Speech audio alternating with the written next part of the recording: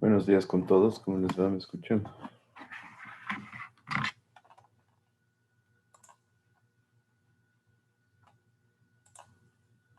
Sí, buenos días, Inge. Listo, entonces vamos con la lista. Está Mauro Ávila, Presente, Inge. Alexis Ayo,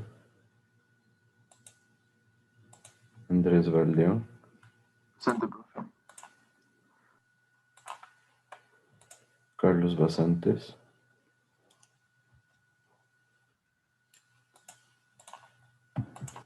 Daniel Presente. Borja, Daniel Borja,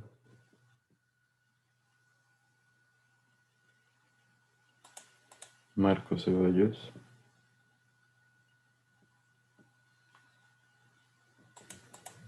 Jonathan Chilich,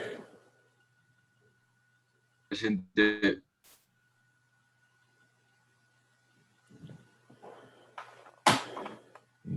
Lenin del Salto, Presente, Inge. José Freire, Presente, Inge. Shakira Gaibar, Presente, Inge.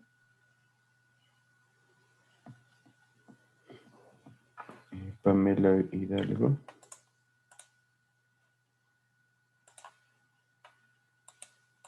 Ariel Latorre, Presente, Inge. Jofre Montenegro, Presente, Inge. Ana Paredes, Presente, Inge. Santiago Remache, Presente, Inge. Diego Reyes, Jorge Reyes, Inge, disculpe, Presente, justo se me Inge. cortó cuando era mi nombre. ¿No puedo poner el listado? Si no, Diego Reyes. Diego Reyes, entonces, ya. Jorge Reyes, Presente, Inge. Nicolás Sánchez, Presente, Inge. Diego Taimán, Presente, Inge. José Tinoco, Presente. Dani Valdés, Presente, ingeniero. Eric Llanes. Presente, Inge. ¿Alguien que llegó tarde? Sí, Inge Ceballos, buenos días. Buen día. Listo, entonces.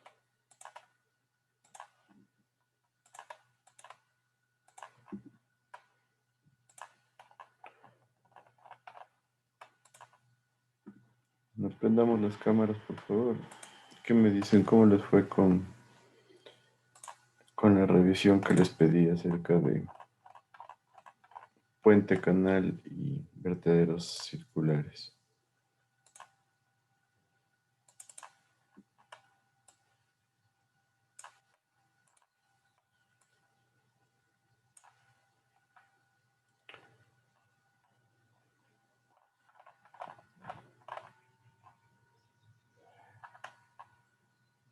¿Qué me dices, Dani Valdés?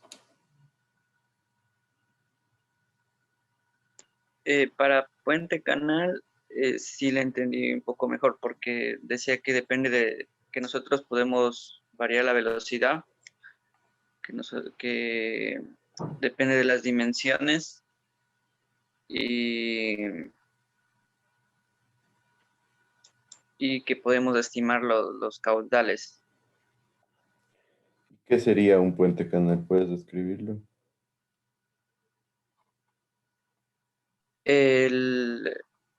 Sirve para el transcurso, para llevar el agua de una parte a otra por medio de un canal, en la cual va a depender de la pendiente en la cual nosotros diseñemos. Perfecto. En esencia, pero ¿qué es lo que buscamos saltarnos? ¿O qué buscamos, por qué buscamos usar un puente canal?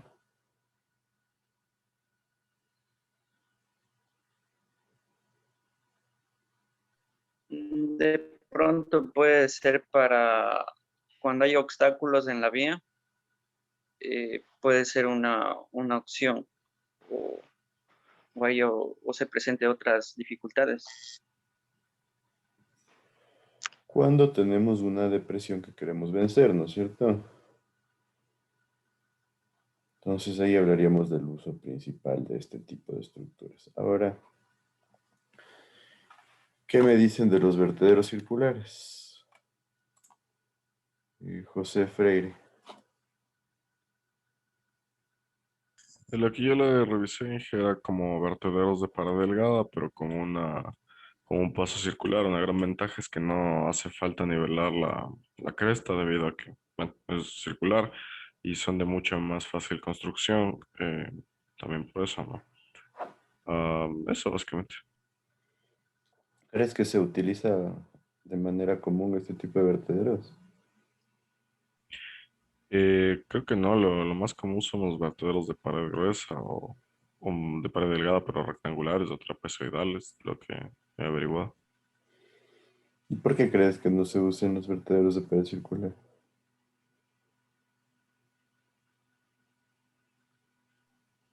Puede ser tal vez que no ofrecen tantas ventajas como otro tipo de vertederos.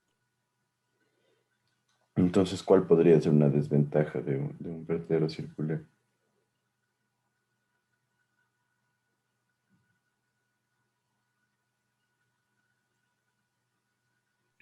A la verdad no lo revisé tan profundamente, Inge. ¿Pero qué crees tú? O sea, ya con tu criterio.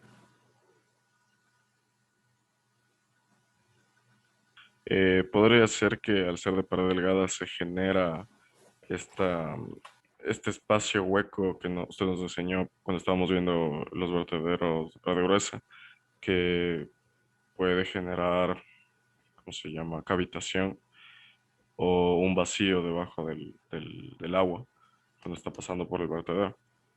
Bueno, claro, también hay ese riesgo que se genere la sección de vacío en la parte posterior. Eso en la mayoría de vertederos de paredes rectas, podríamos decirlo así, podrían generarse esa posibilidad. Pero probablemente yo diría la mayor desventaja es que no tenemos demasiada posibilidad de generar una holgura en la longitud del vertedero. Porque la longitud del vertedero es la que manda en función de...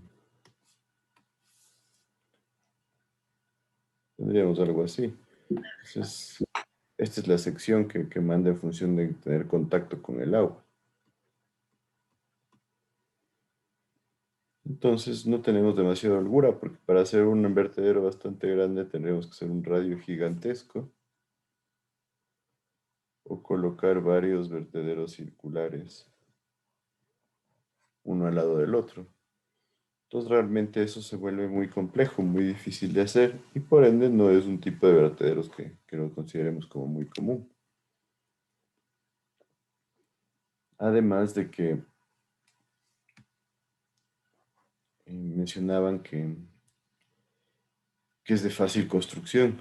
Sí, la construcción es bastante fácil, pero darle la forma exacta como un círculo sí puede ser un poquito más complicado. Entonces, cuando se le va dando una forma errónea, empieza a fluir más agua por un lado, por acá casi no sale agua. Entonces, eso se debe a que no existe un buen acabado. Entonces, diría yo que son los límites o las desventajas de usar este tipo de vertederos. Pero bueno, eso era simplemente una parte introductoria. Estos dos temas de los que estábamos conversando los vamos a ver de manera muy, muy rápida porque son temas bastante simples y no son muy comunes. Entonces, antes de entrar a la materia, nosotros tenemos que, estamos ingresando a la unidad 4, en donde hablamos acerca de estructuras especiales. En esencia, dentro de esta materia, lo que se refiere a estructuras especiales es un tema que un poco no calzaba en ninguna de las otras unidades. Entonces, y como ha habido unos cambios en el programa microcurricular, se acortó esta unidad y ahora tenemos estos tres pequeños temas donde ustedes ya deben haber visto como parte de hidráulica general los temas que se quitaron de esta unidad, que eran rápidas, que eran canales con secciones de formas no comunes o formas compuestas, como se lo llama, y también canales con varios materiales o rugosidades compuestas, también como se lo llama. Eso deben haberlo visto en hidráulica general. Entonces, eran temas que un poco no calzaban, en cambio, en la materia de ingeniería hidráulica, porque no vemos nada de canales prácticamente, no vemos flujo libre, entonces entrábamos, de repente estábamos viendo temas bastante variados y entrábamos a flujo libre, entonces por eso se hizo ese cambio. Ahora entonces estas estructuras especiales son tres las que vamos a analizar aquí. Dos que son bastante simples, que son las que acabamos de hablar, los vertederos circulares y los puentes canales. Y otra que es un poco más elaborada, pero es bastante interesante, que es lo que se conoce como sifones invertidos. Entonces, vamos a empezar con estos dos temas que estábamos mencionando.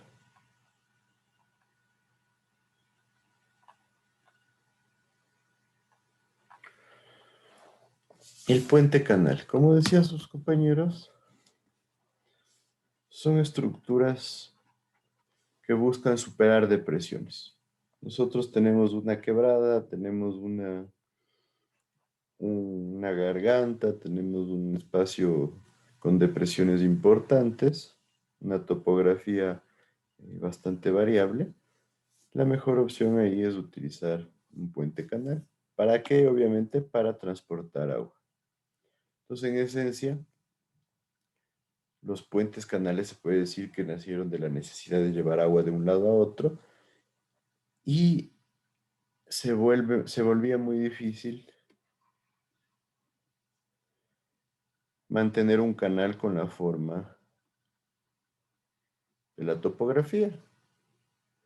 Entonces, en vez de generar esa forma, lo que se hace es armar una estructura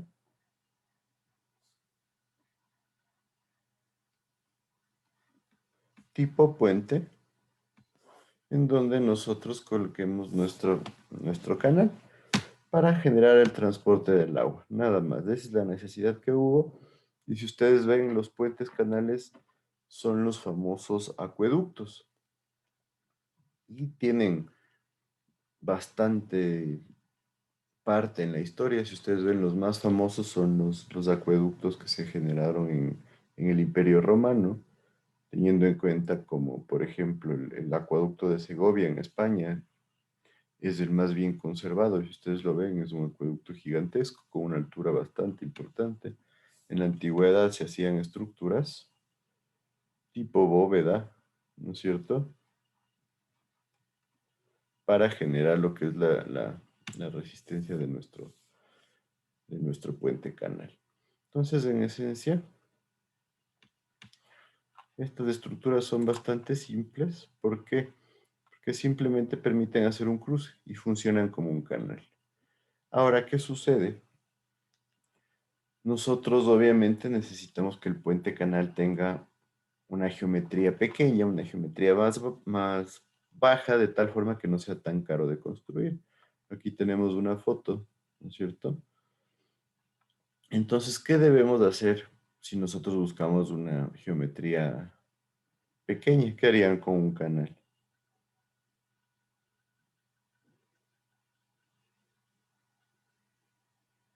¿Qué me dices, Andrés Valdeón?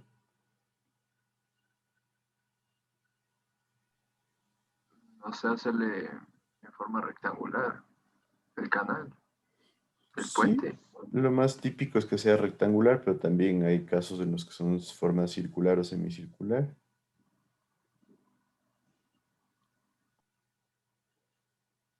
Pero en esencia lo que hay que hacer principalmente es cuidar que la velocidad no baje demasiado.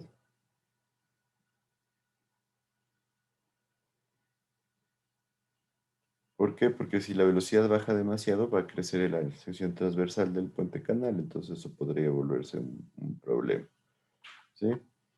Entonces, en esencia, necesita apoyos de manera de estructura tipo puente y se generan también pilares, hay bóvedas, hay estribos, etcétera, etcétera. Entonces hay un montón de opciones que se pueden utilizar. Aquí, por ejemplo, tenemos un puente canal mucho más elaborado. Este es un puente canal más actual, donde en esencia tenemos un puente de agua, ¿sí? Entonces, normalmente el puente canal se puede utilizar solo para llevar agua, pero en la actualidad ya se lo ha hecho como un transporte de embarcaciones, especialmente en la zona del norte de Europa. Eso ya es una variante bastante interesante. Si ustedes ven en la zona de Holanda, de Suecia, de Noruega, se está tratando de utilizar lo que son puentes canales ya como un medio de transporte. Entonces ya se genera un nuevo uso, una novedad en el uso de este tipo de estructuras. Nosotros vamos a comparar el puente canal con el sifón invertido. En esencia, el sifón invertido es lo contrario al puente canal. Simplemente nosotros, para el sifón invertido, colocamos un conducto que ya va a ser un conducto cerrado a presión que tiene la misma forma de la topografía. Entonces, ¿por qué creen ustedes que nosotros podríamos decidirnos por usar un puente canal o un sifón invertido? ¿Qué me dices, Jorge Reyes? Y podría ser para aprovechar la topografía por las depresiones que hay para que el agua baje por la gravedad. Para que el agua vaya por gravedad. Sí, en los dos casos del agua debería ir por la gravedad, ¿no? Entonces, ¿por qué nos Sí, pero decidimos es por que la una o la otra? porque el puente canal permite el cruce a través de las depresiones. Podría ser por eso. Y por la facilidad de la geometría de la estructura, que como dijeron, en rectangulares son más fáciles. Es que en esencia tenemos las dos estructuras nos sirven para superar lo que son depresiones. Podría ser por los costos, Inge. Por los costos, sí, pues un factor importante. ¿En qué sentido? En cuál es más costoso y dependiendo si es que me va a servir. ¿Cuál crees Eh, que sea más costoso? yo creería que el del puente, Inge, ¿Por qué? porque me supongo que es una obra más grande. Es una obra más grande, sí, contiene elementos estructurales más importantes también, pero ahí habría que hacer una diferencia, ¿no? Mientras más grande se vuelve la estructura, el puente canal se vuelve mucho más complejo, ¿no es cierto? Y mientras más alta es la quebrada, también se vuelve más complejo la generación del puente canal, porque necesitamos estribos, porque necesitamos pilares, necesitamos una estructura de mucho mayor magnitud. Entonces, nosotros podríamos decir que en líneas generales para tramos cortos de quebradas o depresiones que no son tan largas, conviene hacer un puente canal. ¿Por qué? Porque necesita mucho menos elementos estructurales. Mientras más larga se va haciendo la diferencia, se vuelve una mejor opción el sifón invertido. ¿Por qué? Porque el sifón invertido no necesita mayor cantidad de elementos estructurales, sino simplemente generar apoyos, generar atraques o elementos que fijen el conducto con el suelo. Y de ahí solo es el costo del conducto. Entonces, cuando tenemos depresiones muy largas, nos vamos con sifones invertidos. Cuando es más corto, se puede utilizar de mejor manera el puente canal. Y algo importante también es la utilidad para otro tipo de servicios. Por ejemplo, suele ser mucho mejor utilizar puente canal si es que nosotros vamos a transportar, por ejemplo, también un conducto de agua potable o hacer un paso peatonal para la población o inclusive un puente vehicular. Entonces, si hay la posibilidad de que esa estructura se vuelva multipropósitos, es mucho mejor generar un puente canal. Y ustedes lo pueden ver, por ejemplo, aquí en muchos casos se aprovechan los puentes vehiculares para generar el transporte de conductos de agua, ¿sí? o se transporta los conductos de agua y los conductos de gas o de petróleo para, para disminuir los costos, ¿no? Y aprovechar la infraestructura. Entonces, ese es un dato bastante común que se genera, ¿no es cierto? Entonces, como ven, es bastante simple el puente canal. Normalmente puede ser conducto cerrado o abierto. Obviamente si es que estamos transportando el agua eh, para algún tipo de uso específico, normalmente es preferible tener un conducto cerrado. Si es que simplemente es una conducción para llevar agua a una planta de tratamiento, yo que sé, es preferible que sea abierto. Lo más común es que sea un conducto cerrado que funciona como canal abierto. Y en esencia, en ese caso, los elementos de diseño son exactamente los que se manejan con o para el diseño de un canal ordinario. Entonces, cuando va el conducto abierto, la ventaja es de que no hay posibilidad de que se generen presiones.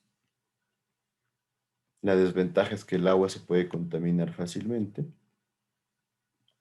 Cuando va cerrado, el riesgo es que si hay un incremento fuerte o un incremento importante de agua, se pueda llenar el conducto y como este no está trabajando a presión, pueda colapsar, que ese es el problema principal en canales cerrados, ¿no? Pero debido a la facilidad de que no se contamine el agua, yo les diría que es una mejor opción que vaya el conducto cerrado. Entonces, como ven aquí, este es un ejemplo también moderno de un puente canal, donde tenemos prácticamente pilares como los de un puente vial. Entonces, la estructura se hace de forma similar. Por eso les digo que es preferible tratar de que se use también como una estructura vial o peatonal, etcétera, etcétera. Entonces, siempre tiene que haber una transición de entrada. La transición de entrada nos sirve para disminuir la sección transversal.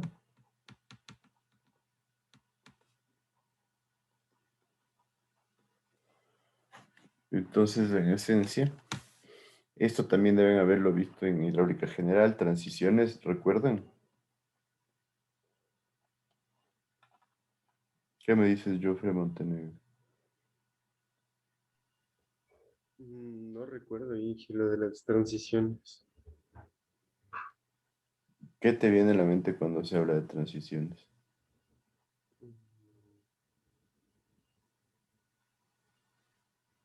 Cuando hay cambios de ancho en un canal o río. Exacto, cuando hay cambios de sección transversal, o sea, de altura o ancho. Les digo, esta parte la deben haber visto como materia de hidráulica general. Cuando ven canales, sí vieron canales, ¿no es cierto? Vieron canales con rápidas, vieron canales de transecciones compuestas. ¿Qué me dices?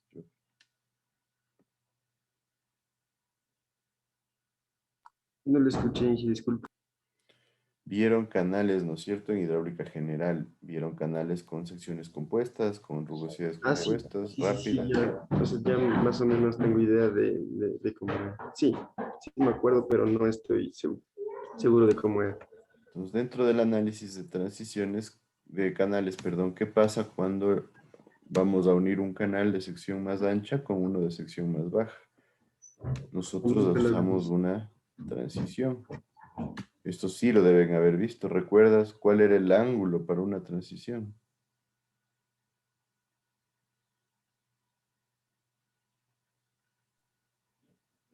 El ángulo de... No, Inge, no recuerdo. ¿Alguien recuerda cuál es el ángulo recomendable para transiciones?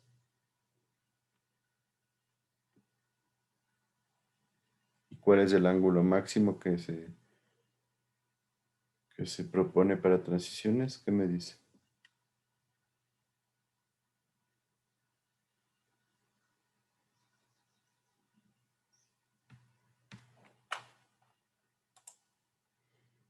Lenin del Salto, ¿qué me dices?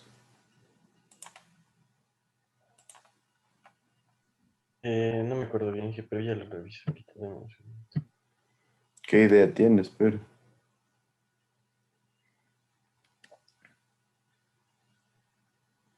Es que no me acuerdo bien. Déjame un segundo, ya lo reviso. ¿Qué me dices, Daniel Borja? Le estoy revisando. ¿Nadie recuerda en serio cuál sería el ángulo recomendable? La verdad es que no, profe.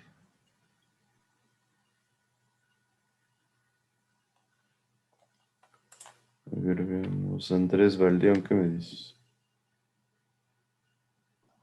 No, profe, yo tampoco no me acuerdo. En esencia hay dos límites. El primero, que este ángulo que se forma en la transición, este de aquí es la transición, tiene una longitud de transición. Este ángulo se conoce como alfa.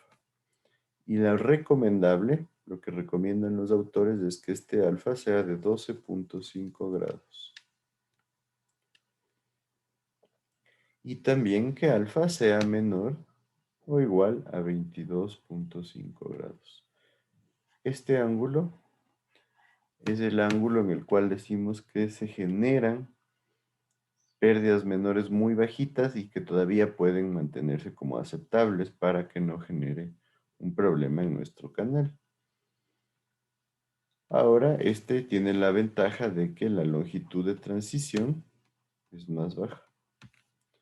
Este de acá no genera pérdidas, este no genera ninguna preocupación en cuanto a posibilidad de generación de pérdidas, pero las longitudes de transición son bastante altas. Entonces, entre esos dos ángulos se maneja una transición, ¿sí? ¿Está claro ya ahí? Sí. Entonces, en esencia, la longitud de la transición va a depender del ancho de los dos canales, que podría llamarse B1 y B2. Y del ángulo, ¿no es cierto? Entonces, en esencia, lo que se hace es sacar la relación geométrica entre el ancho B1 y B2 y como función del ángulo alfa ya tenemos la longitud de la transición. Como les digo, esto debieron haberlo visto en hidráulica general. De ahí nosotros tenemos la subestructura, que es la parte estructural propiamente dicho de nuestro puente canal, tal como un puente, incluyendo las pilas y los estribos que nosotros usamos en el puente. La superestructura, que ya es el canal propiamente dicho, ¿no es cierto? La parte donde tenemos el paso del agua. La transición de entrada que hablábamos, aquí la podemos ver de mejor forma, se genera esta transición, como les digo, para que no sea demasiado grande la geometría del canal. Aquí tenemos una planta, esta es nuestra longitud de transición y este es nuestro conducto en el puente canal. Una compuerta, se suele incluir una compuerta de forma que en la entrada, en esta parte de aquí, se pueda regular el ingreso del agua al puente canal. El conducto, que ya es, si queremos circular, semicircular, rectangular, etcétera, etcétera, es donde ya tenemos el agua propiamente dicho. Y al final también una transición de salida para que el agua vuelva a su forma original, a su canal original. Entonces, en esencia, esos son los elementos que hay que incluir en un puente canal. Entonces, pilas y estribos, eso dependerá del diseño estructural, tal cual como lo vean en puentes. La compuerta simplemente es una compuerta de apertura normalmente vertical, en donde nosotros generamos el ingreso o la retención del agua. Y el diseño del canal se lo diseña como un canal cualquiera, con las ecuaciones normalmente de Manning principalmente. Entonces, este es el esquema típico de un puente canal.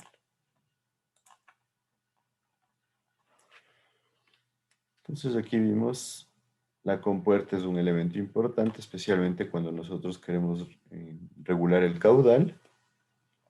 Y el conducto hay que tener en cuenta que no debería trabajar a presión. Entonces, hay que buscar que se pueda trabajar sin problema con el conducto que normalmente va a ser cerrado para evitar que se produzca trabajo a presión.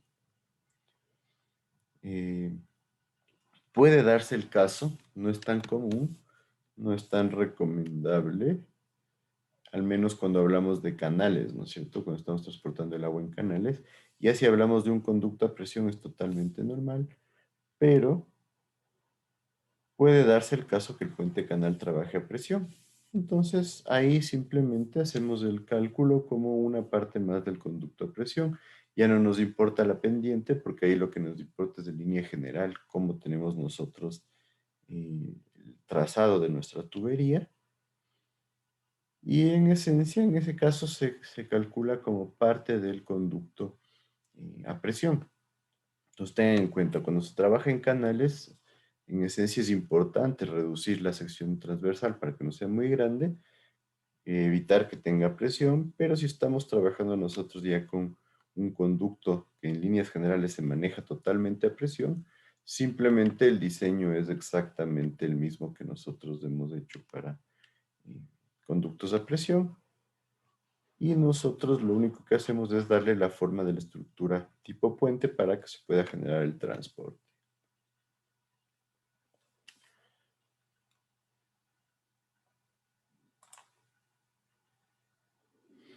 De ahí, si es que nosotros tenemos la necesidad de generar un conducto a presión que no vaya como puente canal, sino alrededor del perfil topográfico, nosotros hablaríamos, como les decía, ya de un sifón invertido, que lo vamos a ver ya mismo. Entonces, en esencia, en líneas generales, nosotros buscamos utilizar las mismas ecuaciones para el canal. Entonces, eso ya lo sabemos, no hay para qué detenernos demasiado. Buscamos obtener el caudal, buscamos obtener el ancho del canal, el alto del agua, y con eso ya tener un diseño. Esta es la ecuación que les decía para determinar la longitud de la transición, ¿sí? En donde tenemos lo que sería, yo les puse B1 menos B2 sobre 2 veces la tangente de 22.5 grados.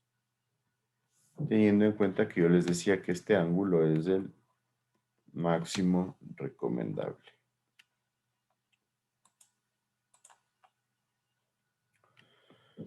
¿Hasta ahí alguna duda acerca de puente canal?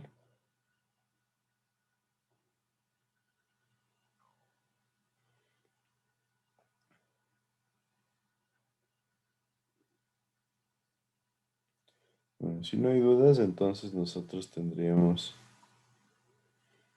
por otro lado, lo que es el vertedero circular. Nuevamente, yo realmente no quería que entre esto como parte de esta materia, porque igual queda un poco aislado. Vertederos, ustedes los revisan en hidráulica general, ¿no es cierto? Entonces, ¿qué tipo de vertederos ustedes vieron en hidráulica general? ¿Qué me dices, Diego Taiman?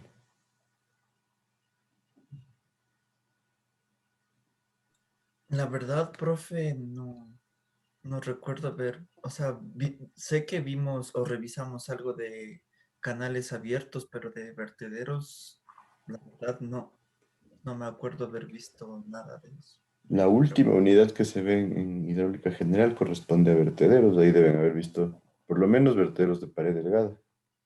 Sí, pero, o sea, sabíamos que estaba en el sílabo, pero creo que no llegamos a topar eso. ¿Qué me dices, Ana Paredes? ¿Tú recuerdas o no vieron?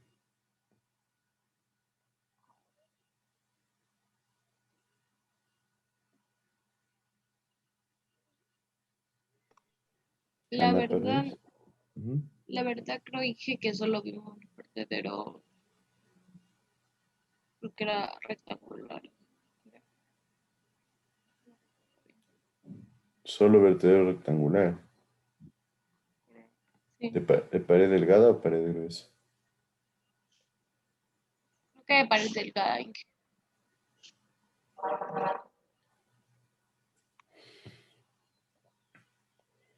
Bueno, en esencia deberían haber visto los vertederos triangulares, trapezoidales, rectangulares, de pared gruesa y pared delgada, y vertederos de cimacio. Normalmente es lo mínimo que se busca. Ahora, bueno, en realidad espero que se hayan visto algo más allá, pero en esencia, por eso mismo es que yo pensaba o propuse que esto se sume a hidráulica general, porque en esencia es el mismo tema, ¿no? Vertederos. Ahora, en esencia, vamos a verlo rápido, pero el vertedero circular simplemente es un vertedero que maneja una sección de forma normalmente semicircular en la mayoría de casos y permite el flujo del agua a través del mismo, tal cual como lo que debieron haber visto en hidráulica general. Entonces, el vertedero circular, como ventaja podríamos decir que es fácil de instalar, no tiene que ser perfectamente horizontal. Esta es una de las limitaciones del resto de vertederos. ¿Por qué? Porque cuando tiene que ser perfectamente horizontal para que el agua fluya bien, a veces da lugar a errores. Pero también hay que tener en cuenta que aunque no tiene que ser totalmente horizontal, tiene que tener una forma circular adecuada para que el agua fluya de manera correcta. Y entonces, la geometría podríamos decir que es un poquito más elaborada, pero no necesita que sea perfectamente horizontal. Y eso, como les digo, es una de las típicas fallas de una generación o construcción de un vertedero. Tiene una ventilación asegurada.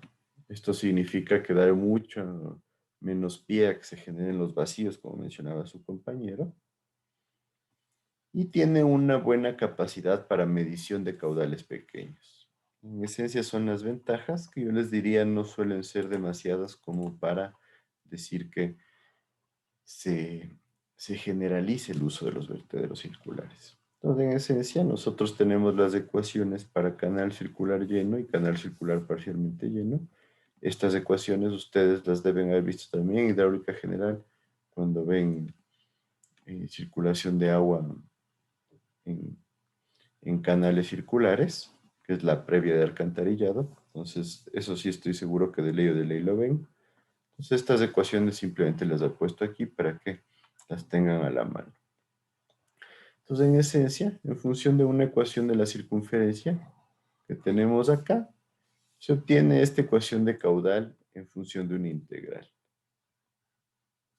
¿En función de qué? Del diámetro del círculo y de la carga que tiene el vertedero, la carga de agua, la altura de agua en el vertedero. Que lo que llega a hacer es, simplificando, esta ecuación de aquí. El caudal que atraviesa un vertedero circular va a ser igual a una función de la relación altura sobre diámetro, o sea, qué tan lleno está el vertedero. Ya vamos a ver la tabla que nos da esta relación. Por un factor U que depende de el diámetro y la altura también, como vemos aquí, multiplicado por el diámetro a los 5 medios. Entonces, en esencia, aquí se produce una variación en función de la ecuación típica. Normalmente lo que nosotros tenemos es que tenemos altura del agua, ¿sí? Por un coeficiente como dato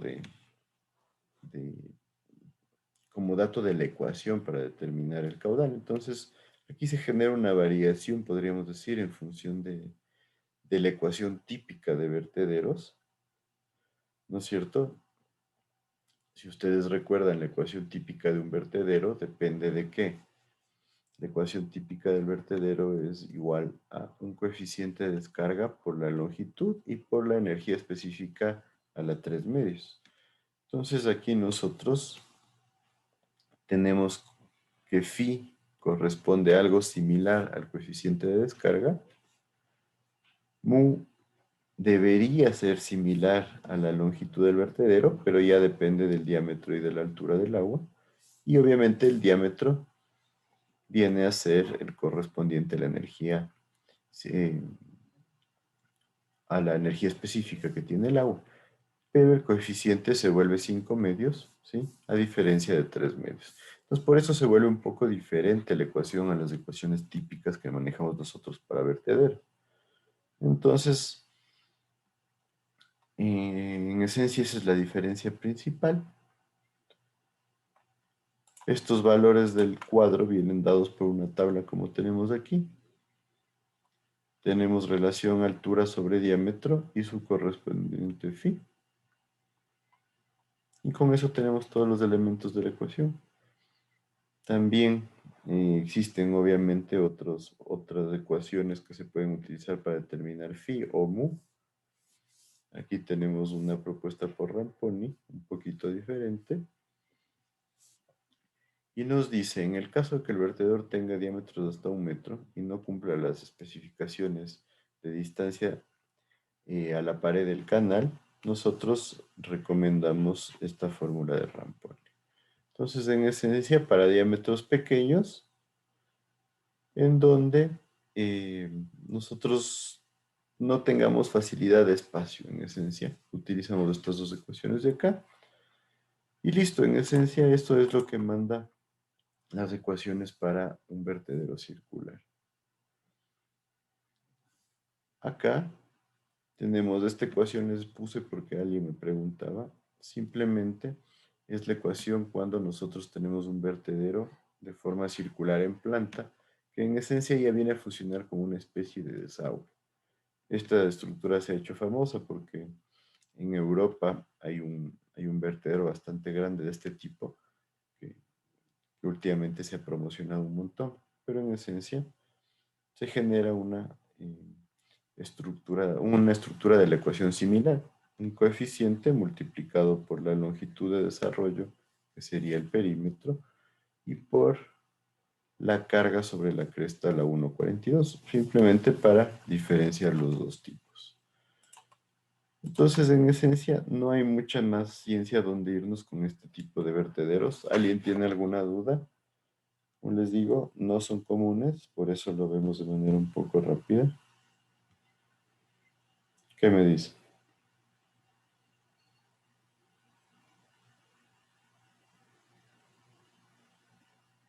Creo que no, Inge.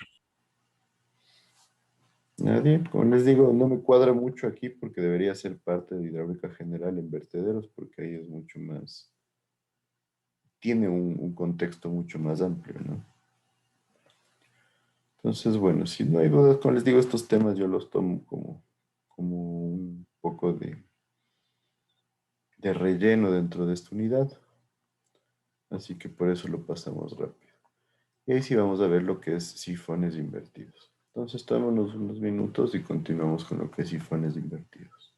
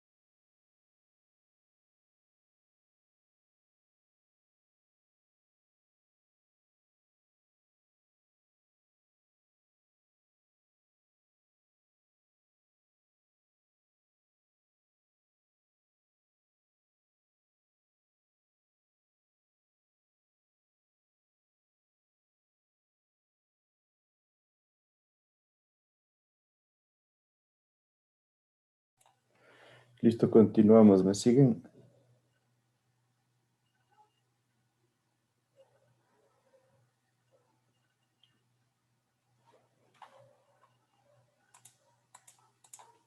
¿Me siguen? Prendamos las cámaras de nuevo, por favor.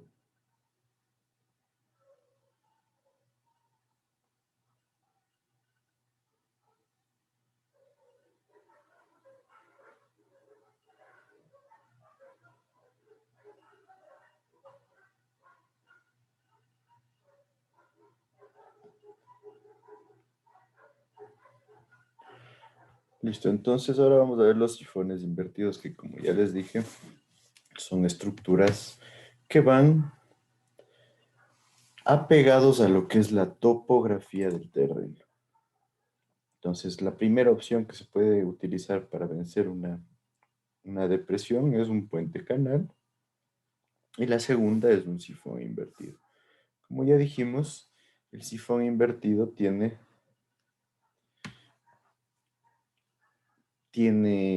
normalmente un uso cuando la longitud entre los tanques es demasiado grande, ¿sí? Porque la estructura del puente se vería mucho más compleja. Entonces, en esos casos nosotros generamos un conducto que va apegado a la topografía. Hay que tener claro que también si es que hay la necesidad, por ejemplo, de generar un corte de taludes, se lo hace para evitar que tengamos longitudes adicionales en nuestro puente, en nuestro sifón invertido. Entonces, ¿de dónde nace este concepto del sifón invertido? Pues de lo que tenemos nosotros en sifones. ¿Ustedes recuerdan lo que son los sifones que deben haberlo visto en mecánica de fluidos?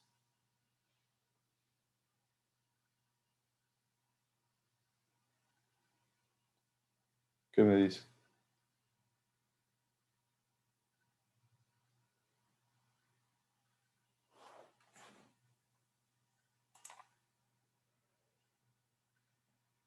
¿Qué me dices, Jonathan Chile? La verdad no me acuerdo muy bien. ¿Para qué nos servían los sifones?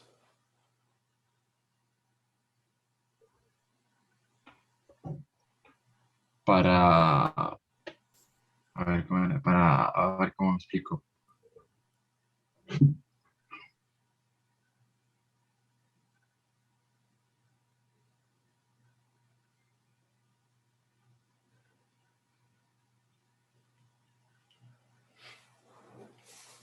Para ver si se te hace más fácil.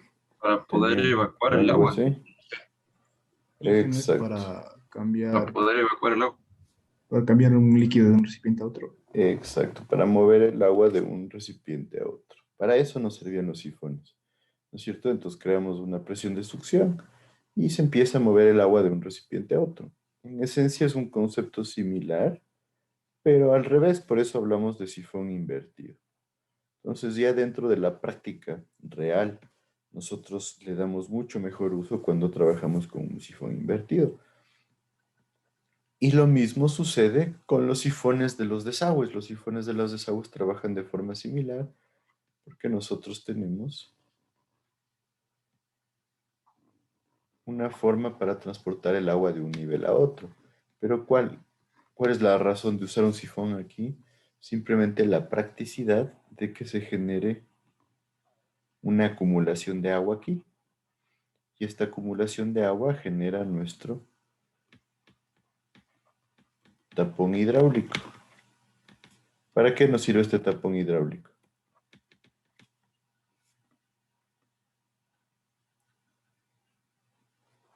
En los típicos sifones que tienen en la ducha, en el baño. Evitar que regresen los malos olores. Exacto, el tapón hidráulico nos sirve para los malos olores. Entonces, por eso nosotros generamos esta forma de estructura. Aquí en esencia tenemos la misma funcionalidad. O sea, obviamente esta parte de acá va a estar siempre llena de agua, ¿sí? Entonces este conducto va a trabajar siempre a presión. ¿Sí está claro? Entonces en esencia el sifón invertido nos sirve para llevar agua de una parte superior a una inferior. Ojo, ¿por qué? nosotros tenemos la gravedad a nuestro favor a través de una depresión. Este es un ejemplo de un sifón invertido. Este es una obra en Estados Unidos. Esto de aquí es un atraque que nosotros manejamos en este tipo de conductos como un elemento de soporte, de tal manera que al generar una estructura alrededor del conducto, nosotros primero nos ayuda a absorber las fuerzas con las que viene el agua, porque tenemos un componente de fuerza recto y acá el componente de fuerza se vuelve inclinado. Entonces tenemos que absorber esta fuerza para evitar que vibre nuestro conducto y que se despegue del suelo. Entonces este atraque nos sirve para nosotros aguantar esos esfuerzos. Por otro lado, aguantar las vibraciones que se producen en el conducto debido al flujo del agua. Supongamos que se produzca el fenómeno del golpe de ariete, también para absorber los efectos del golpe de ariete, evitar que se generen problemas en el suelo, que se generen fallas en el suelo, que se produzca desmoronación de taludes. Entonces, ¿qué pasa? Estos atraques van cada cierta longitud. Aquí tenemos otro, aquí tenemos otro. Y normalmente, si nosotros buscamos que este conducto no vaya apoyado directamente sobre el suelo, colocamos apoyos. Los apoyos son elementos pequeñitos, anchos, que van así, de tal manera que el conducto pueda apoyarse en los mismos para que no estén en contacto con el suelo. Esta es una forma importante de evitar que se corroa mucho el conducto. Ten en cuenta que el suelo suele guardar humedad. Entonces, cuando el suelo guarda bastante humedad, hay posibilidad de que se aumente la corrosión. Entonces, estos apoyos suelen ir entre los atraques. De ahí, como vemos, es importante tener claro que el conducto va con la forma del terreno. Miren, aquí se produce una variación en la forma del terreno, el conducto la va asimilando. Si es que es una formación que pueda generar ya la necesidad de generar alteraciones en el trazado del conducto, pues es preferible removerlo, pero teniendo en cuenta que los costos de corte de taludes suelen ser bastante importantes. Entonces, en esencia, esta es la estructura del sifón invertido. Es un tipo de sistema que se lo utiliza bastante y más o menos funciona así. Tenemos un tanque de carga inicial. Es importante el tanque de carga inicial porque nos permite abastecer de agua nuestro sifón invertido, que ingrese el agua de manera correcta, y un tanque de salida que permite ya la acumulación del agua al momento de terminar el sistema del sifón. Entonces, ¿qué pasa? Nosotros cuando analizamos estos sifones vamos a considerar 3 casos, podríamos decir. Primero, cuando hablamos de una línea de energía de régimen, nos referimos nosotros al funcionamiento normal del sistema. Con funcionamiento normal queremos decir que en esencia esto del régimen lo que provoca es que se genere la línea de energía conforme está trabajando el sifón tal cual como ha sido diseñado.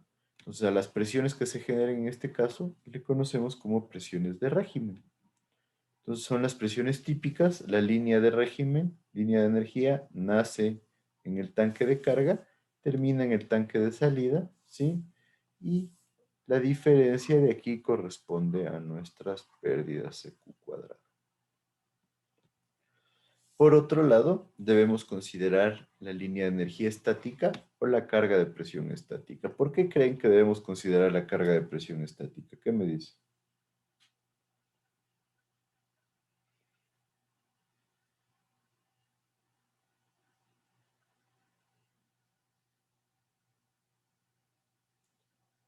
¿Qué me dices, Dani Valdés?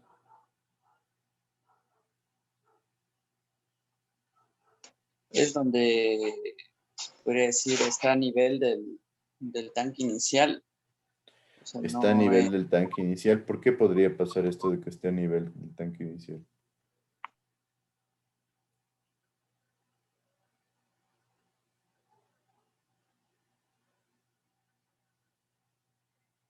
¿Qué crees tú? ¿Cómo producimos o por qué se generaría esta condición? ¿será porque no hay una buena pendiente o no está, o sea, no está bien diseñada? No, no, no va por ahí.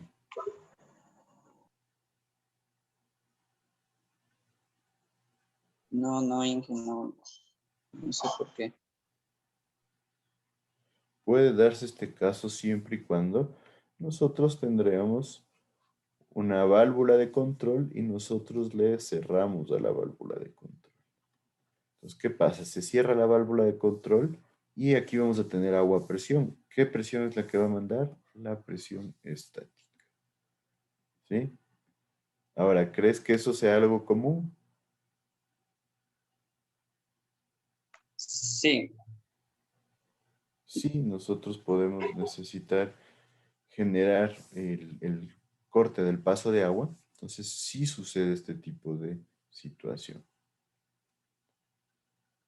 Y ahora tenemos por otro lado la línea de energía dinámica. ¿A qué creen que se refiere la línea de energía dinámica?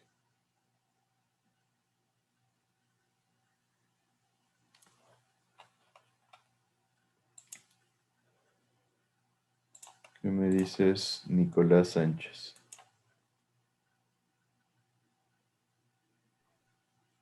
Tal vez sería la energía. mm, No sabría decirle cuál sería la energía dinámica. ¿Pero qué se te ocurre? ¿A qué se puede referir dinámica? Tal vez mm,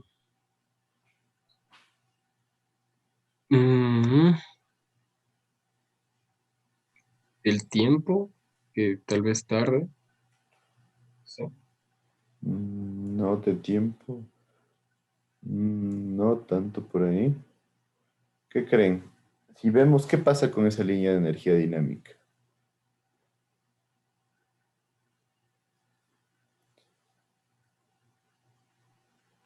¿Y qué puede ser cuando el sistema está trabajando a una presión mayor que la estática? Mayor que la estática, perfecto. Vemos ahí que es una presión mayor que la estática.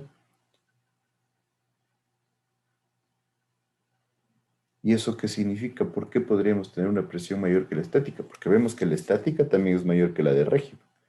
¿Por qué la estática es mayor que la de régimen? Porque hay las pérdidas cuando tenemos régimen. Entonces esas pérdidas generan esta diferencia. ¿Y ahora qué podría ser lo que genera la dinámica?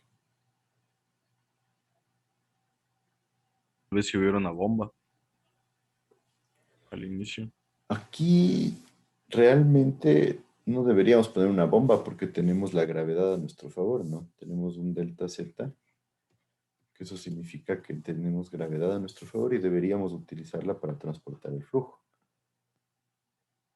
Entonces no deberíamos poner una bomba. Y yo les digo, porque alguna vez alguien puso eso en un examen.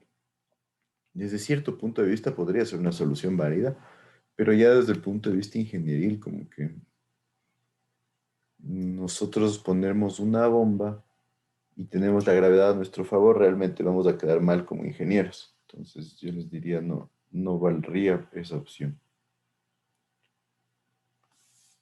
Pero ¿a qué se puede deber un incremento de energía, o sea, un incremento de presión dentro del conducto?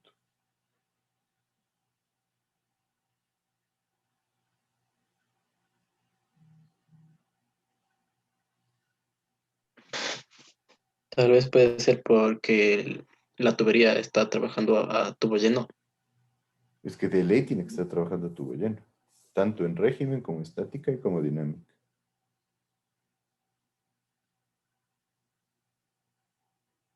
¿Qué dice?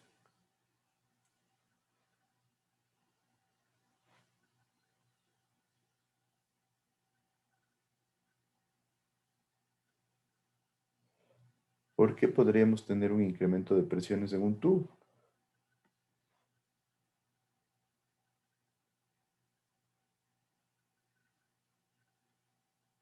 Tal vez que el tanque de carga inicial tenga más agua de la prevista, o sea, tenga un nivel más alto del previsto. No, no necesariamente, porque ahí tendremos carga estática igual, pero un poquito más arriba. Nadie se le ocurre.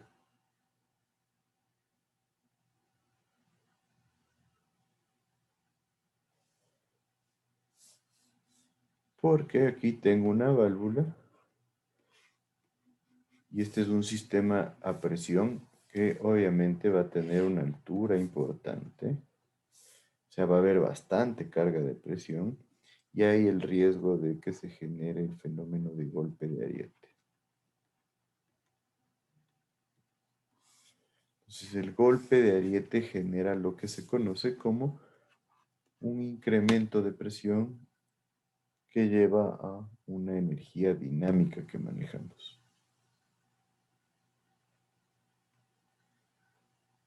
Entonces, ¿qué sucede? Se genera este incremento de presión. ¿Por qué?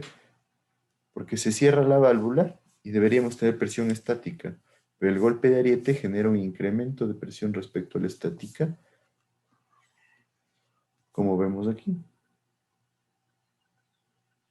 ¿Qué significa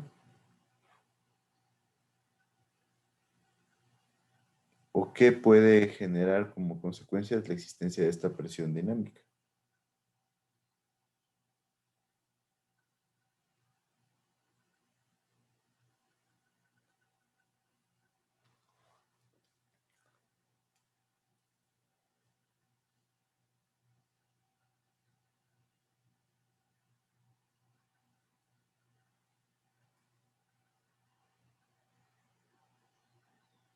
¿Qué me dice?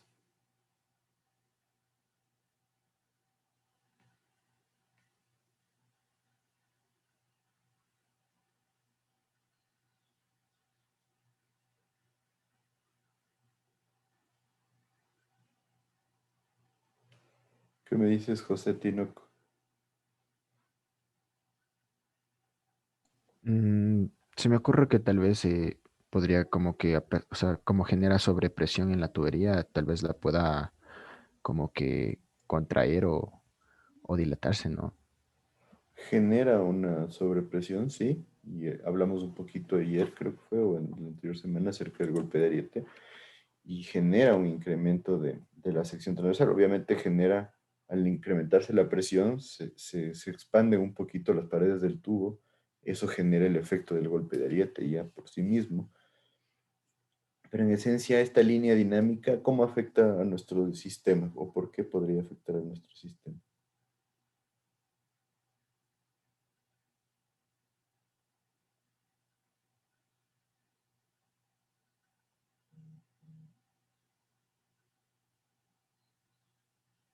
¿Qué me dice?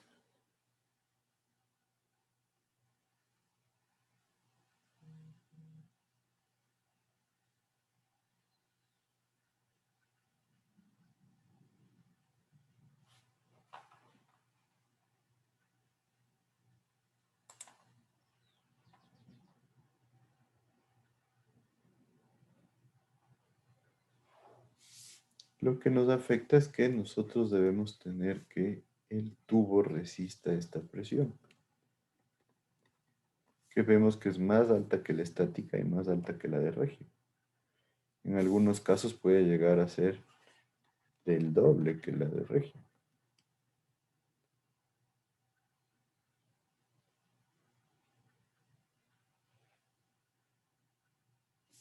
Entonces, ¿en función de qué podríamos ver que resiste o no resiste el tubo?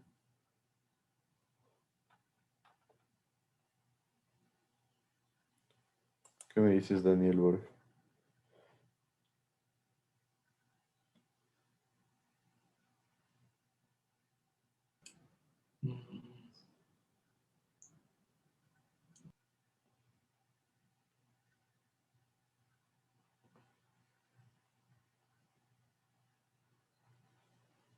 ¿Qué crees?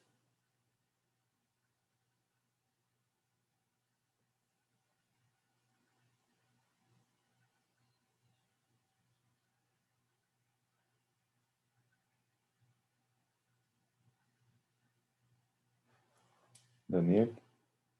Tal vez del material, profe. Por un lado del material, sí, perfecto. Y por otro lado,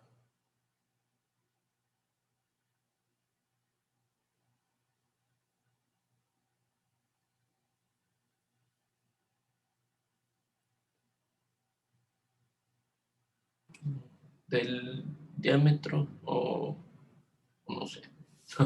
no el diámetro va en función del diseño, de las características del diseño, del espesor del tubo. Entonces aquí nos toca analizar el espesor del tubo para que cumpla con las presiones críticas. ¿Cuáles serían las críticas? Pues las dinámicas. ¿Sí está claro eso? ¿Sí me siguen todos?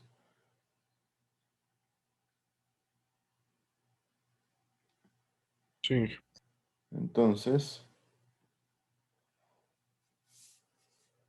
nosotros normalmente en un sifón invertido necesitamos la transición de entrada y salida exactamente para lo mismo que en el puente canal. Nosotros normalmente llegamos con un canal al tanque de carga, ¿sí? O tenemos el tanque de carga y en el tanque de carga llegamos a un punto donde se genera el incremento de pendiente.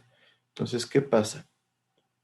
Aquí tenemos una planta. Necesitamos generar una transición porque si nosotros no generamos esta transición, aquí se va a se va a generar un vacío. Entonces, ¿qué sucede? Empieza a ingresar aire en el conducto. Si empieza a ingresar aire en el conducto, nosotros podemos tener la posibilidad de que ese aire se quede atrapado y ese aire atrapado va a generar primero una acumulación, probablemente en la zona más baja, y esto va a generar que el tubo vaya más o menos así, con el aire acumulado. Entonces se reduce la sección transversal del río, del conducto, perdón. Entonces esto genera que aquí haya más velocidad, esto puede generar que aquí haya más desgaste, que haya vibraciones, ¿sí? Y por otro lado, puede que este aire también empiece a generar burbujas que se van a ir acumulando a lo largo del conducto y se genera un efecto similar a la cavitación. Entonces hay que tener cuidado aquí. ¿Por qué? Porque nosotros tenemos agua y de repente se produce un bajón en la forma del agua debido a la pendiente que se incrementa. Entonces, por eso nosotros necesitamos un tanque de carga con una transición de entrada que permita que este flujo tenga una fluidez de tal forma que no se genere este ingreso de aire. Entonces, esta parte es bastante importante porque puede ser crítico el ingreso de aire a esta tubería. Ya vamos a ver que es necesario también colocar válvulas de aire para evitar que se genere este problema que les mencionaba, ¿sí? Pero de igual forma vale la pena tomar todas estas consideraciones para evitar ese ingreso de aire al sistema. Lo mismo a la salida tiene que haber una transición. Esa transición ya es para que llegue al nuevo tanque de carga de una manera más más leve, podríamos decir, donde no exista demasiada velocidad y no genere turbulencia en el tanque. ¿Qué necesita un sifón invertido? Una rejilla de entrada y de salida. Esto es importante, ¿por qué? Porque tenemos un tanque a la entrada y un tanque a la salida. Más por el hecho del cuidado. Muchas veces cuando no están funcionando los sifones invertidos, ha pasado que han ingresado animales al sifón. En algunos casos ingresan hasta personas al sifón. Eso puede ser bastante peligroso, entonces por eso es obligación tener rejillas en la entrada y en la salida. Estas rejillas tienen que permitir que no ingrese material de tamaño importante o piedras o material flotante, animales o personas. Tengan en cuenta, parece algo simple, pero en muchos casos hay lugares en donde cuando no hay rejillas la gente inclusive se mete a curiosear por ahí. Entonces hay que tener bastante cuidado con eso. La recomendación es que estas rejillas estén cada 10 centímetros, hay que tener cuidado con eso. Normalmente se busca por lo menos que sean varillas de 12 milímetros, preferible que sean de 14 o de 16 para tener mucha mayor resistencia y que no se produzca lo que es el daño en las rejillas. La tubería de presión tiene que soportar la presión crítica dentro del sistema, que ya vimos que es la presión dinámica. Necesitamos los anclajes o atraques para evitar que se generen problemas en las laderas, como ya les decía, ¿sí? Y los apoyos para evitar la corrosión. No se debe enterrar estas tuberías, es la recomendación, porque la corrosión puede dañarlas rápidamente. Como velocidad de diseño, para sifones grandes se puede llegar hasta 3 metros por segundo. Para sifones pequeños se recomienda hasta 2 metros por segundo. Como mínimo tendríamos una velocidad de diseño de 0.8 metros por segundo. ¿Por qué creen que ponemos una velocidad mínima de diseño?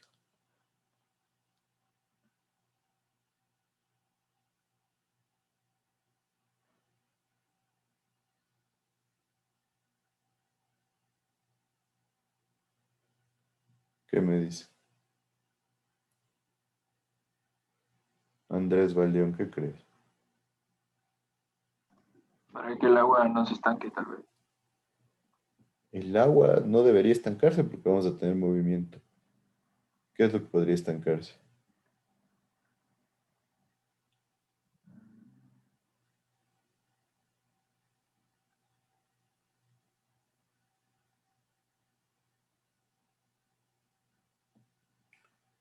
¿Qué me dice? ¿Por qué ponemos velocidades mínimas?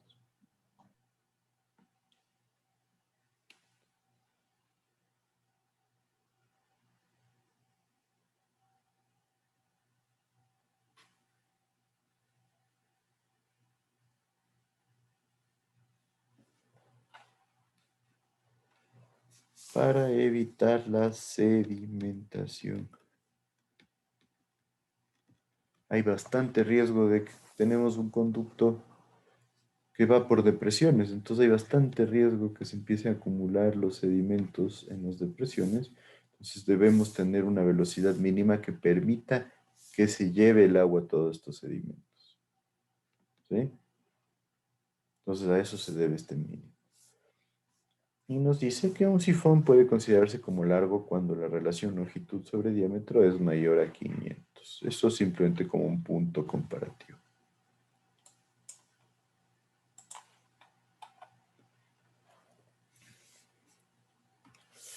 Entonces, como les decía, hay que tener mucho cuidado que el sifón esté ahogado a la entrada y salida, porque el nivel del agua tiende a formar esta. Entonces, se puede ingresar aire. Entonces, por eso nosotros generamos esta transición de entrada y también nos enfocamos en que haya una altura mínima, tanto en el tanque de carga como en el punto de ingreso del agua a la tubería. Entonces, esa altura mínima se calcula mediante estas ecuaciones, en primera instancia, como la carga de velocidad. ¿Cuál velocidad? La velocidad del conducto, ya propiamente dicho, sobre 2, o sea, 0,5 de la carga de velocidad. Y también,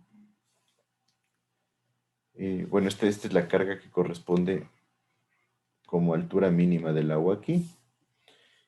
Y también como altura mínima del agua en el tanque, 3 medios de la carga de velocidad acá abajo. ¿Sí? Entonces, en esencia, nos está diciendo que esta altura de acá sea 3 veces esta altura de acá. De forma que aquí tendríamos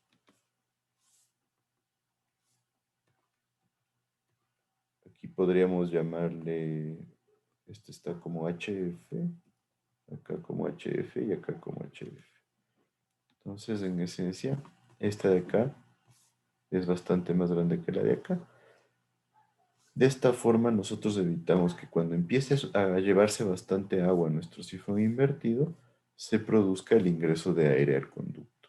Ten en cuenta que el ingreso del aire puede ser crítico, puede generar inclusive vibraciones que desestabilicen la estructura. Entonces, por eso tomamos todas estas medidas. Acá tenemos otras ecuaciones que se suelen usar para H mínimo. Tendríamos que utilizar las tres y comparar cuál es la que mayor valor da y utilizar ese valor.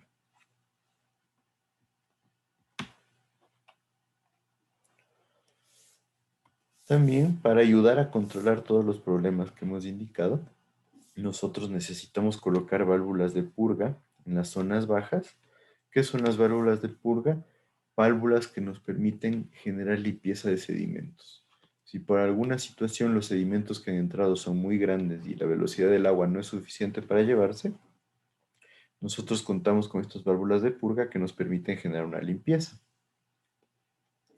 Y por otro lado, en las zonas donde tengamos nosotros un punto máximo, nosotros debemos colocar válvulas de aireación. Lo mismo para ayudar a controlar que el aire que ingresa, sabemos que aunque tomamos medidas, siempre hay la posibilidad de que ingrese aire, pueda salir este aire por estas válvulas. Entonces, estas válvulas de aireación lo que hacen es permitir la salida y entrada de aire, dependiendo del caso, dentro del conducto o fuera del conducto, para primero deshacernos de burbujas que estén en el sistema y después, si estamos nosotros llenando o vaciando el tanque, que se produzca un llenado mucho más rápido. Y es bastante interesante ver cómo varía el llenado o vaciado de un sifón o de un conducto conforme nosotros abrimos o cerramos las válvulas de aire. Entonces, nosotros ahí vamos a tener un doble uso para estas válvulas de aire. Y como les decía, hay la posibilidad de golpe de ariete, entonces hay que tenerlo en cuenta. ¿Cómo se deben diseñar los sifones invertidos? Pues primero calculamos el diámetro de la tubería, ¿sí? Podemos utilizar el criterio de la velocidad mínima, y utilizar un diámetro comercial, o podemos utilizar una ecuación genérica que nos ayude a predimensionar el diámetro. Cualquiera de los métodos es válido. Determinamos nosotros la altura mínima en el tanque de entrada y en el tanque de salida, con las ecuaciones que ya vimos. Debemos determinar las pérdidas de carga por fricción y menores en el conducto para generar una comparación con las pérdidas que se generan y las alturas que disponemos. O sea, hay que comparar con delta Z para asegurarnos que el sistema pueda funcionar adecuadamente. Si nosotros necesitamos un diámetro mayor, o más bien dicho, si es que nosotros encontramos en el mercado un diámetro mayor al que nosotros necesitamos, ¿qué significaría ahí? Pues simplemente que necesitamos colocar o generar pérdidas menores. ¿A qué me refiero con eso? Si este es nuestro sistema, aquí va el conducto.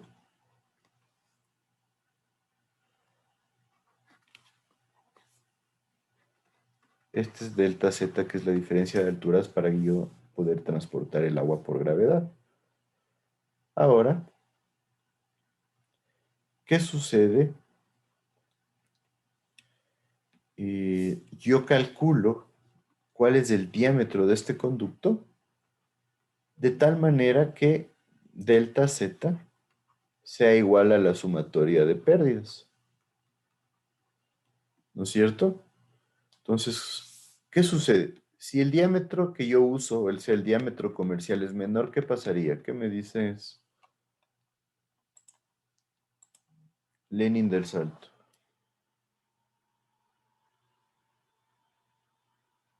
¿Me puedo repetir, Ángel, la pregunta? Disculpa. Si el diámetro es menor, me dijo. A ver, prende la cámara, por favor, pedí que prendan las cámaras.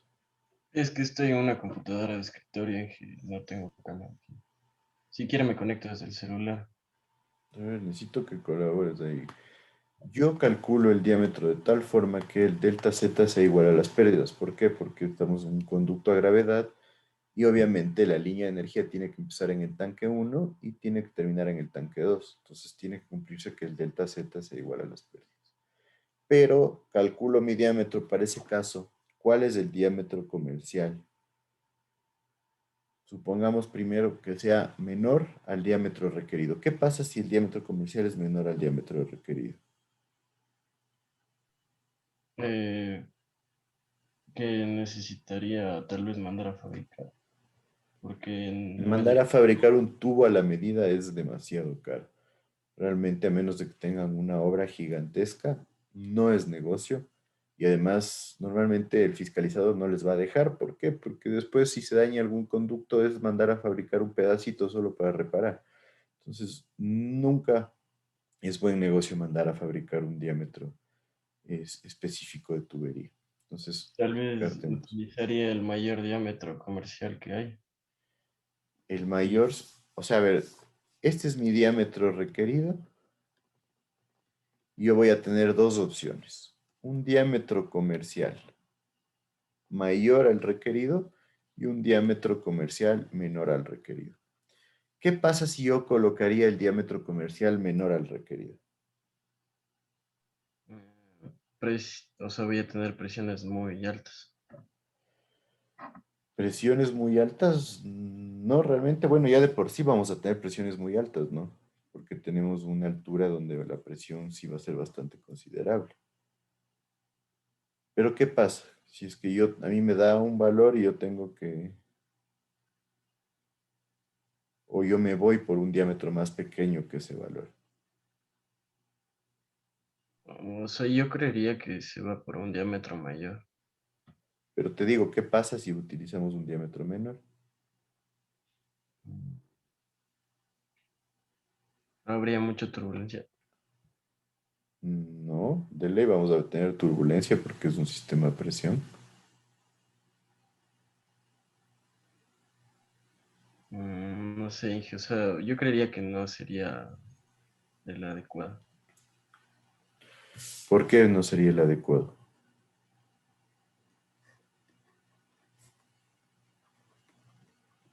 Me dices no es adecuado, eso está bien, pero ¿por qué? No sé, Inge, o sea, yo decía por las presiones altas, pero usted me dice que no tiene que ver eso. Es que más bien bajarían las presiones. ¿Qué pasa cuando yo bajo el diámetro con las pérdidas?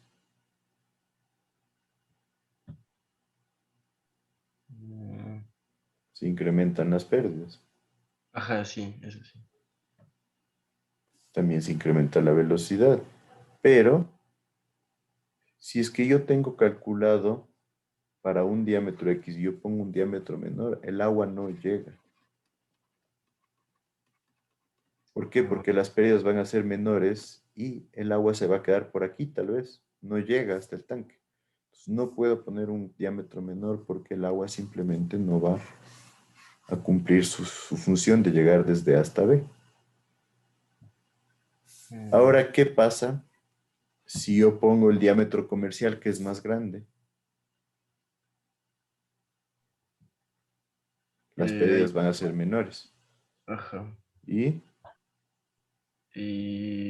O sea, pero voy a tener menos velocidad, supongo. Vamos a tener menos velocidad. Normalmente la velocidad no se vuelve un problema, a menos de que sea una diferencia de diámetros bastante grande. Pero ahí sí tengo posibilidades de que llegue el agua. Llegue el agua, pero ¿qué va a pasar? Capaz de con menos caudal. El caudal va a ser 1. Eso ya depende de nuestro diseño, de nuestro diámetro.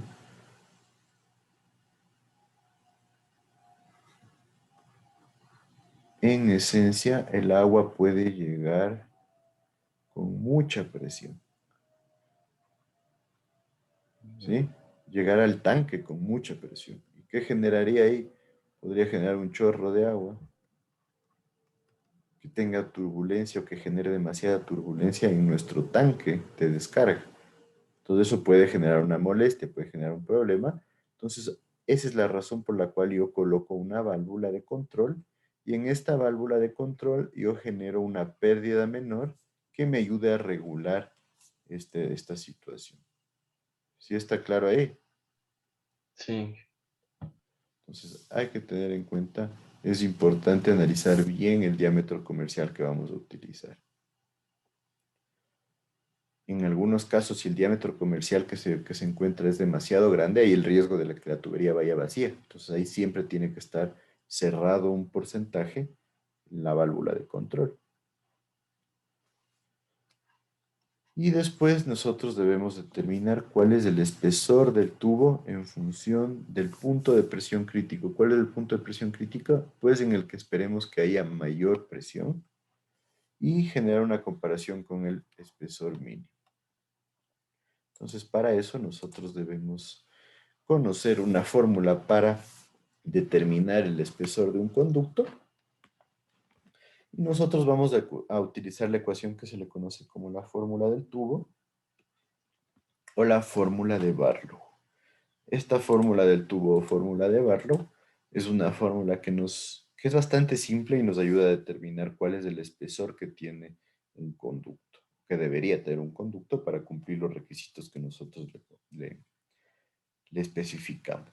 Entonces, la ecuación original es esta. La presión interna dentro del conducto va a ser igual a 2 veces el esfuerzo permisible que tiene el material del conducto por T, que es el espesor, que es lo que buscamos, sobre el diámetro del conducto.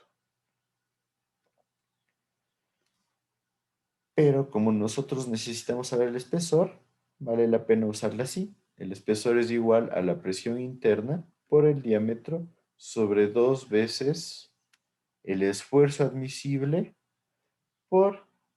se utiliza un factor de seguridad. Entonces hay dos situaciones. La primera es que en el esfuerzo admisible nosotros incluyamos el factor de seguridad. Por ejemplo, sería el esfuerzo de fluencia sobre un factor de seguridad. En este caso, el factor de seguridad debería ser mayor a 1, obviamente, ¿no es cierto? Yo quiero disminuirle al esfuerzo de fluencia o el esfuerzo de falla, que también podría tomarse el esfuerzo permisible en función de la última resistencia sobre un factor de seguridad. Normalmente estos factores de seguridad están al orden de 2, ¿sí? O 2.5. Y la otra opción es que encontremos nosotros el factor de seguridad aquí como parte de la ecuación, que en esencia sería igual a 1 sobre este factor de acá. Entonces, si nuestro factor es de 2, aquí en la ecuación estaría como 0.5, porque sería 1 sobre 2, 0.5. Y por otro lado tenemos nuestra ecuación para el espesor mínimo, que normalmente no es un problema porque nosotros estamos trabajando con presiones altas, pero hay que generar la comparación. Y este espesor mínimo se lo calcula como mayor o igual al diámetro en centímetros más 50 sobre 400, todo en centímetros. Este diámetro no suele ser un problema porque da valores bastante, este espesor, perdón, da valores bastante bajos. ¿Sí? Entonces, en esencia, ¿de dónde nace esta ecuación? Pues un análisis entre fuerzas actuantes y fuerzas resistentes dentro del conducto. ¿Sí está claro?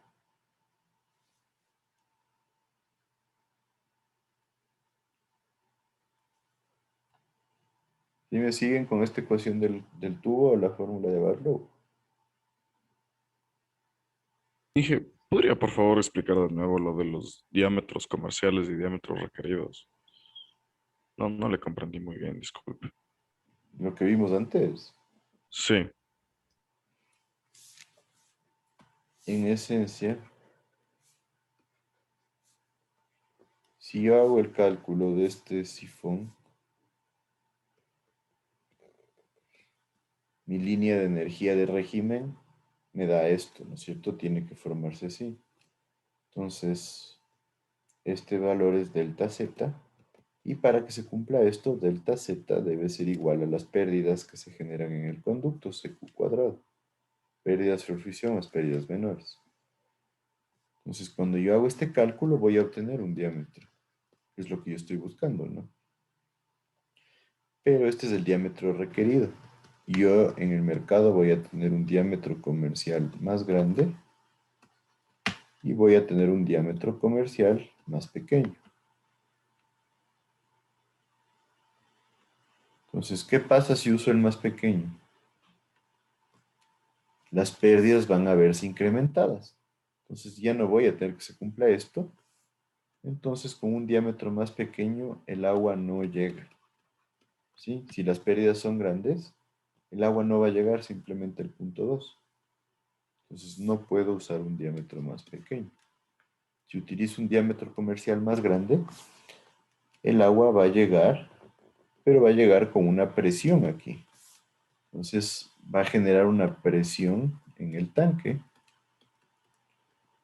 Y esa presión en el tanque puede generar bastante turbulencia, puede generar molestias aquí, puede generar inclusive un chorro de agua. Entonces hay que controlar esa presión mediante una válvula. Colocamos una válvula y nosotros podemos determinar cuánto debería estar cerrada esa válvula en función de las pérdidas menores que generaría para que se cumpla el funcionamiento adecuado del sistema. ¿Sí está claro ahí? Sí, Inge, muchas gracias. Ya. Entonces, en esencia ahí ya tendríamos todas las herramientas para poder generar el diseño de un sifón invertido. Así que vamos a hacer este ejercicio que nos tocaría hacerlo el día lunes. No se olviden que mañana tenemos examen. Pero vale la pena que ya lo copiemos. Tenemos un sifón que se va a instalar, donde el tanque de carga está en un nivel 2.800 metros sobre el nivel del mar. El tanque de salida está en 2.785 metros sobre el nivel del mar, lo que significa que tenemos 15 metros de diferencia. El caudal de aporte es de 800 litros por segundo. Tenemos una longitud entre A, que es este punto de aquí, y B minúscula, que es este punto de aquí, de 1.400 metros, y la longitud total del sistema entre los dos tanques, o sea, del conducto, es de 2.600 metros. Me está dando el valor de la rugosidad absoluta como 0.4 milímetros. Quiero saber el diámetro. Quiero saber la carga de presión de régimen. Esto sería en el punto crítico, o sea, la máxima que vamos a tener nosotros en el sistema. Y el espesor de la tubería. Si nosotros tenemos que se produce un incremento de presiones debido al golpe de ariete de un 20% de la carga estática, ojo, de la carga estática en el punto crítico, ¿sí? Teniendo en cuenta que el esfuerzo de fluencia del acero es de 2.400 kilos por centímetro cuadrado y vamos a afectarlo por un factor de seguridad de 2.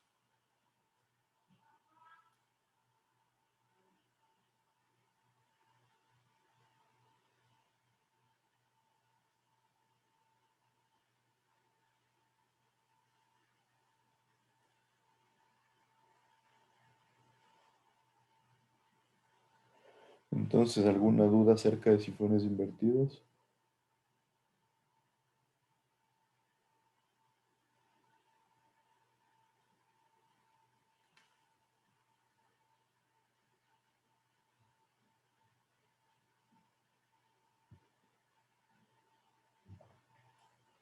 ¿Nadie? No, Inge. Bueno, ¿alguna duda acerca del examen de mañana? Inge mañana es en el EVA. Sí, en el EVA. Ok, Inge. Inge solo va hasta presas, ¿verdad? Sí, solo hasta pues.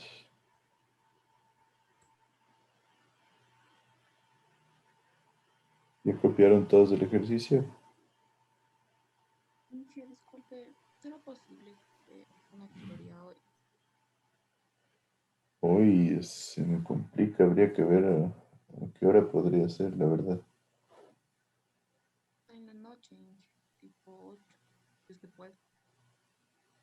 Escribe para ver cómo estoy de tiempo, porque tengo algunas cosas que hacer. Ya, Inge. Gracias. Listo, entonces. Bueno, ¿estamos todos Una ahí? pregunta. ¿Verdad? El tema de equipo hidromecánico y obras auxiliares no va por el tema, solo esta estabilidad de presa. Lo que es...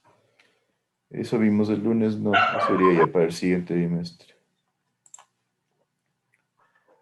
Otra cosa, en el EVA, la unidad 4, solo tiene las diapositivas, tiene desde sifón invertido, no está puente canal ni vertederos circulares. ¿Puede actualizar esa diapositiva con la que usted tiene, por favor? Ya voy a revisar eso. Gracias. Listo, entonces, bueno, quedemos así. Ya nos vemos el día de mañana. Un buen día a todos.